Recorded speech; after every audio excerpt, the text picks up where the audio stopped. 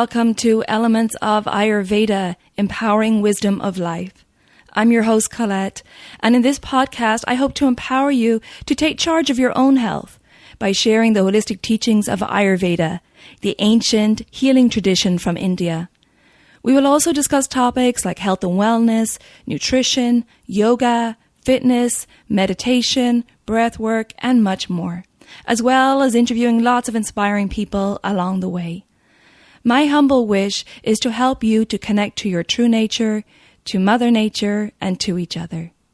If you like the content, be sure to subscribe to the show, and the new episodes will automatically download for you to enjoy. If you're new to Ayurveda, I recommend you listen to the first couple of episodes where I do an introduction to Ayurveda and the mind-body types. I've also set up a Facebook group for us to connect and to support each other, and I'd love for you to join me over at Elements of Ayurveda podcast group. And now, here's the show. Hello and welcome to Elements of Ayurveda. It's Colette here, and today we're going to talk about Rasa. Rasa translates to the juice of life. So what Rasa is, well, there's lots of translations for Rasa, but it is one of the 7 tissues of the body according to Ayurveda. The 7 tissues are Rasa, which is the plasma, the serum, the lymph. It's really the water component of the body. The next tissue is Rakta, which is the blood, and in particular the red blood cells. The next tissue is Mamsa, which is muscle tissue. Then we have Meda, which is the adipose or fat tissue. Then there's Ashti, which is the bones and cartilage. The 6th tissue is Maja, which is the bone marrow, connective tissue, and also the nerve tissue. And the last tissue is both the male and female reproductive tissue, the male being Sukra and the female reproductive tissue being Artava. So there are the 7 tissues of the body. And if you visualize a pyramid here, and Rasa, the first tissue I talked about, which was the plasma, the serum, and the lymph, the water component of the body, that would be the grossest tissue in quantity. And therefore, that would make the base of the pyramid.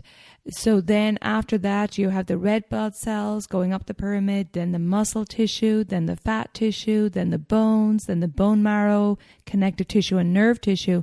And finally, at the peak of the pyramid would be the female and male reproductive tissue. But today, we're going to focus on Rasa, the tissue at the base of the pyramid, which is the grossest in quantity, like I said. Rasa is considered to be the plasma or serum that circulates in the circulatory system and in our lymph. Rasa has its primary seat in the heart, and from there it permeates the whole body. It also nourishes all the other tissues, which is why it's so extremely important. So Rasa, again, is at the base of the pyramid, and it nourishes the 6 tissues above it.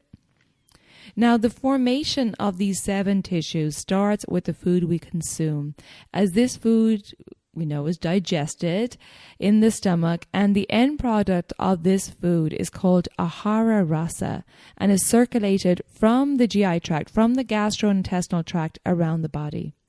Ahara means food and rasa means juice. So ahara rasa is really the juice of the digested food, the essence really of our food.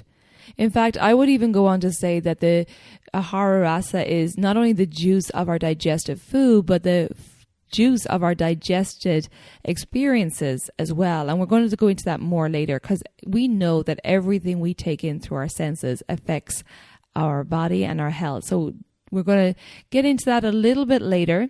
But what I want to go on to talk about now is that how long Rasa takes to form, because this is so interesting. Rasa takes 5 days to be formed from this ahara rasa. So the ahara rasa is formed as soon as our food is digested and assimilated from the GI tract around the body. But the rasa tissue, the rasa dhatu, and dhatu means tissue, it takes 5 days to be formed from this ahara rasa. And each of the other 6 tissues, as you go up the pyramid, takes an additional 5 days of transformation into that tissue. So for example, if rasa dhatu the first tissue, the base of the pyramid, takes 5 days. Then the next tissue, which is Rakta, takes 10 days, and so on, resulting in the reproductive tissue, which is at the top of the pyramid, taking 35 days to transform. So we can see that what we eat and digest becomes our rasa, which in turn nourishes all the other tissues of the body, because rasa is the source of nutrition for every cell and tissue of the body. This energy of rasa maintains our strength, our love, and our compassion, living up to its name of the juice of life. Now, rasa's primary function is nutrition, as it carries the assimilated food around the body. But rasa does have superior byproducts also, and those byproducts are breast milk, menstrual blood, and the top layer or superficial layer of our skin. Therefore, it's extremely important for women to have balanced rasa. And particularly, as you can imagine, with the breast milk, particularly after giving birth, it's so important to nourish the vata dosha and make sure that you have sufficient breast milk. And again, we're going to talk about that more in a moment. But I don't want any men here to just turn off, because rasa is obviously important for both males and females, as the signs of optimum rasa is when a person is happy, is strong, they're healthy, they have a clear mind, is trusting, compassionate, loving, and has good vitality for life. The skin and the hair are soft and smooth and glowing, so there's a real radiance there. Now, when the rasa dhatu is imbalanced, it can bring a lack of clarity. It can bring also a lack of trust, generalized body ache, early aging, pale skin. You can have lethargy, anxiety, maybe fever. And when rasa is deficient or depleted, it can cause lethargy, and it's one of the causes of chronic fatigue syndrome. So the three doshas of vata, pitta, and kapha circulate within rasa. Therefore, not only what we eat and digest affects our rasa, but also what we experience daily affects our rasa, and negative emotions flow within the rasa. Emotions such as fear and anger, anxiety, intolerance, insecurity, possessiveness, they all affect the three doshas of vata, pitta, and kapha, which circulate within rasa, resulting in imbalances that in turn create biochemical changes in the body and permeate the body in the rasa. So you can see, that's why I mentioned earlier that the hara rasa is not only what we digest in our food, and we know digestion is extremely important in Ayurveda. That's the first thing we look at when we're treating people, is their digestion. But also it's the experiences. Are we digesting our experiences? What experiences are we having daily? How is it affecting our doshas and in turn our rasa? So all this is just extremely important for our health and well-being. Now, imbalances in the rasa, which is the first tissue, base of the pyramid, are mild and acute, and they will affect the body emotionally, as it's the early stages of dis-ease in the body. And because it's the first layer of tissue, it's not going to be a long-term serious illness. However, these are the first signs of disease in the body and the mind. And if we catch the imbalance here, we can bring the body and mind back into balance before disease manifests or something more serious manifests in the other tissues. So before it becomes deeper ingrained into the other tissues. But if we fail to read the signals of our body, if we fail to bring our body back into balance, it's going to progress deeper into the other tissues, causing more serious and long-term illness. And this is why my passion is to educate people and empower them on understanding their own health and the signs of imbalance for their particular constitution. It's so important to know that, so you can read the subtle signals that your body is giving you. Now, as I mentioned, the three doshas of vata, pitta, and kapha circulate within rasa, And an imbalanced rasa will manifest differently for each dosha, as each of the doshas circulating in the rasa will carry the qualities inherent to that dosha. So, for example, if vata enters rasa, it will bring with it the qualities of vata, which are dry, light, and rough, and will result in dry, rough skin, sensitivity to sound. The secretions of the body become light, so there may be scanty periods, scanty menstrual cycle, or there may be a loss of the periods altogether. There also could be a loss of appetite, lightness in the body, leading to dizziness, low energy, lethargy, and also, of course, the lack of breast milk. That would be a sign of vata, an imbalance of vata in rasa. Now, if there was a pitta imbalance, if the pitta was circulating in the rasa and it was imbalanced, it may show up as fevers, infections, a flushed redness to the skin, a prickly feeling on the skin. It's not going to yet manifest as serious skin infections like psoriasis or eczema or dermatitis. It will be just the initial stages. Again, it will be we talked about is the early stages of imbalance in the body. So as soon as you feel the signs of that excess dryness, or you feel the signs of the roughness in the skin, if you take action on that, it won't manifest into more serious skin conditions. So pitta will show up as, like I said, flushed redness to the skin, a prickly feeling on the skin, irritated skin, but it's just on the first layer of the tissue. So it also shows up more in the emotions in pitta. So there will be irritability, anger, being overcritical or maybe over-analytical, jealousy, perfectionism. That's how it will really manifest in the rasa dhatu, in the rasa tissue. Now, a kapha imbalance may appear as congestion in the body, in the lymph and the tissues, and repeated colds, maybe obstructions in the body and feeling lethargy, a heavy feeling, mucus in the body, mucus in the stool, like I said, congestion, excessive saliva, swelling, maybe retaining water. And it could also have a feeling of a clammy or cold feeling on the skin. So that's how kapha would manifest if it was in the rasa dhatu. Now, rasa is easily affected by kapha because kapha is the inferior byproduct or waste product of rasa. Earlier I spoke about the superior byproducts of rasa being breast milk, menstrual blood, and the top layer of the skin. So kapha is like a waste product or the inferior byproduct of rasa. Therefore, anything that aggravates the kapha dosha will also affect the rasa dhatu. And that could be things like heavy foods that are rich and creamy and stodgy, heavy foods like comfort foods, cold foods and drinks. Ice can also affect the rasa dhatu because it slows down the movement in the pathways of the body. Therefore, it's slowing down that rasa dhatu permeating the other tissues. It also slows down the digestive fire and produces ama. So that's something to be really aware of. If you're taking a lot of ice in your drinks, I know a lot of restaurants, particularly in the States, in America, they automatically put ice, which is slowing down your digestive fire. It slows down the pathways of the body. That could really affect, if you're having a meal, that could really affect the digestion of that meal. So definitely having awareness around that.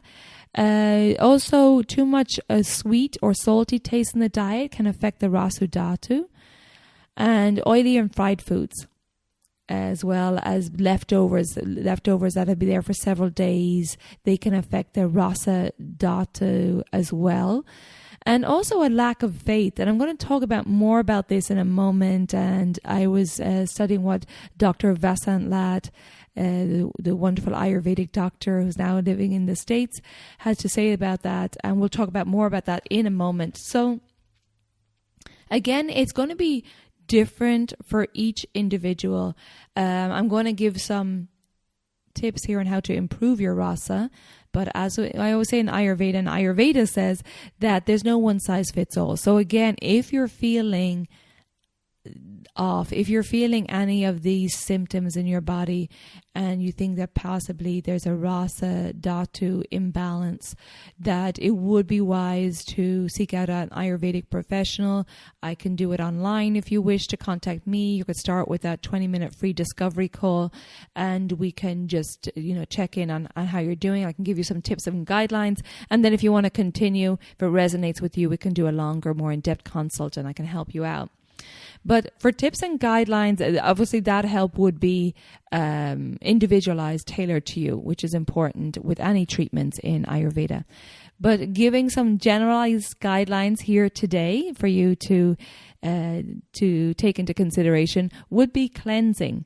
One of the best ways to improve your rasa would be cleansing to reset the digestive fire, the agni, as problems occur in our tissues due to the problems with the agni, the digesting of food and emotions. And a cleanse, a digestive reset cleanse or a deep cellular cleanse will really help that and help reset that agni to ensure that you're digesting and assimilating your food and your emotions properly so that you have optimum rasa dhatu, and in turn the rasa dhatu nourishes all the other tissues so that you'll have optimum tissues, optimum health and well-being of the body.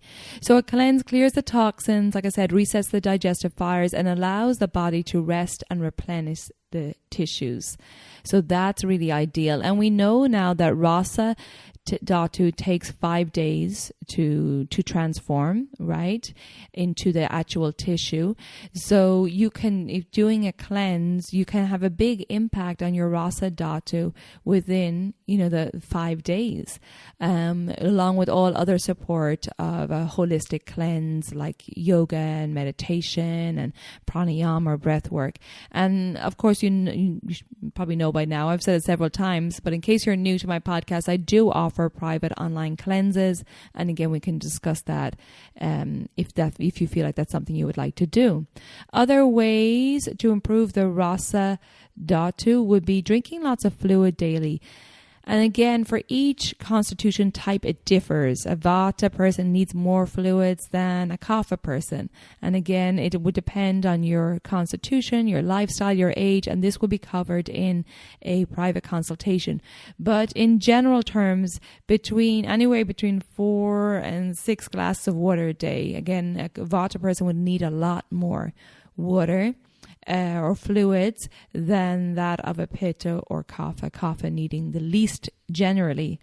Also, bitter fluids are great. Things like aloe, dandelion, lemon peel, collard greens, kale, grapefruit, which we just talked about in the last podcast with John Immo when we're talking about our seasonal foods. So that's another great one. And grapefruit is in season in the southern hemisphere right now. And in our previous episode, I spoke with John and we suggested that you do a broiled grapefruit. So if you check out that recipe in the previous podcast with lots of yummy spices on it, you can check that out. And that would be a great suggestion if you're feeling that your rasa is imbalanced. Now, another one I mentioned a moment ago, lack of faith. And this is really interesting. And this comes from, I've been studying Dr. Vasant Lad and studying more with him lately. Just an amazing Ayurvedic resource and very well known in the Ayurvedic community.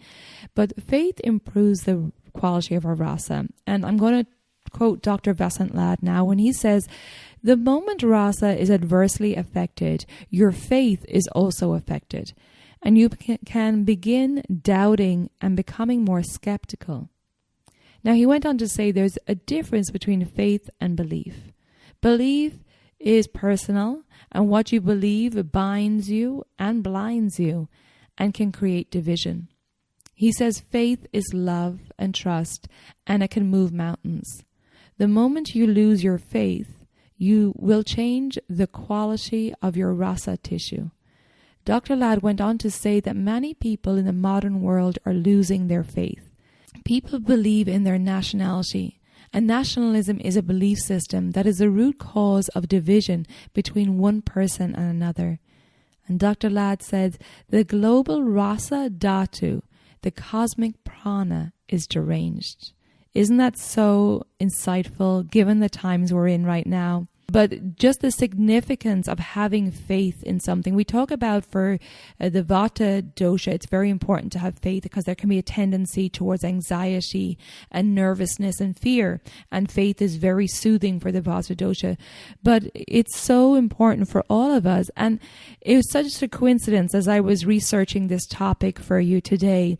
And it just so happened that last night I listened to a talk by Carolyn Mace, who is an enlightened teacher, medical intuitive and New York Times bestseller.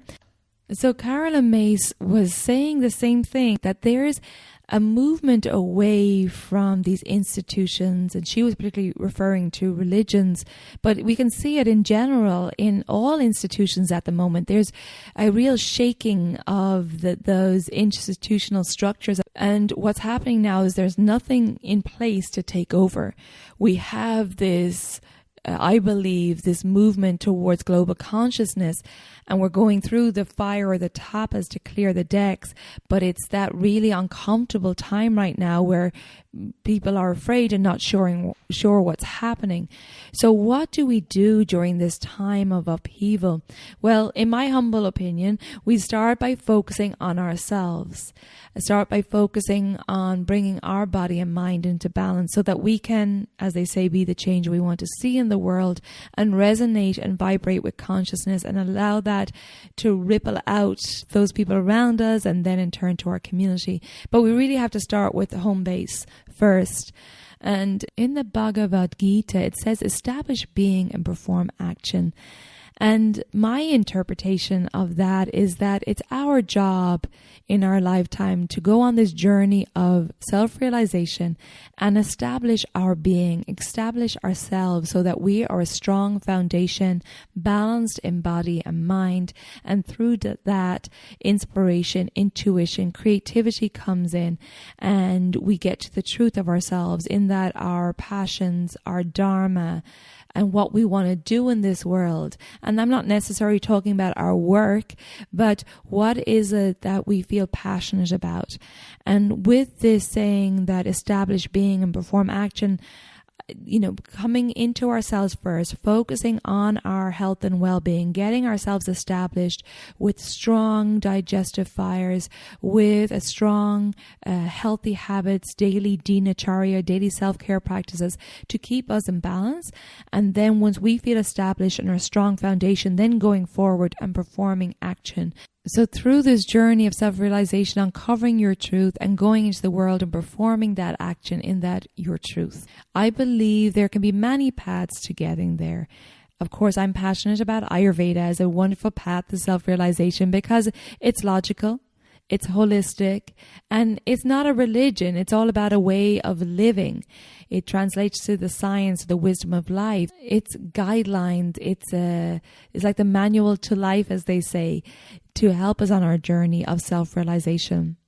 Now, I have another quote here from Dr. Vasant Lad, and he said that every thought and emotion causes a biochemical changes in the blood and plasma, and Rasa dhatu reflects this.